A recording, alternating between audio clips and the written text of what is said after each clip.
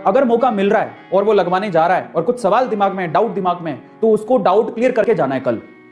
एक बात और आपको बताऊं, याद रखिएगा कि जब कोई दवा आप अंदर लेते हो तो वो किस वे में काम करती है पता है? अगर आप दिमाग से सोचो ना, मैं एक बात बताता हूं, एक सच्ची घटना बताता हूं आपको, उसके बाद हम लोग आगे चलेंगे। देखिए, किसी ने 2 लोगों को बुखार हो गया। अब एक बंदे को तो रियल दवाई दी गई फीवर को ठीक करने के, पर उसको कहा गया कि कोई पक्का नहीं है कि इससे ठीक हो जाएगी। उसको ये दिया गया और उसके अंदर दिमाग में डाउट भी डाल दिया गया। समझो, उसको फीवर की दवाई दी गई और उसके दिमाग में डाउट डाल दिया गया कि भैया पक्का नहीं है तेरा फीवर ठीक हो जाए। दूसरे बंदे को फीवर की दवाई दी ही नहीं गई, उसको ऐसी रैंडम गोली दे दी, भले ये चूसने की गोली भैया चूसो, और उसको बोला इसे 100% आपका फीवर ठीक हो जाएगा।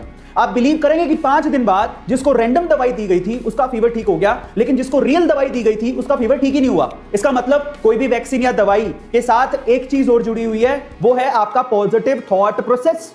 अगर आप यकीन करोगे कि ये मुझे पूरी तरह से ठीक कर देगी तो वो पक्का काम करेगी। तो इसलिए वैक्सीन लगाने से पहले आपको भरोसा होना चाहिए, जो कि भरोसा है ही नहीं। अगर आपका भरोसा डगमगाया हुआ है तो आप मान के चलिए आपकी बॉडी का इम्यूनिटी सिस्टम उसको पॉजिटिव वे में रिस्पॉन्ड करेगा ही नहीं।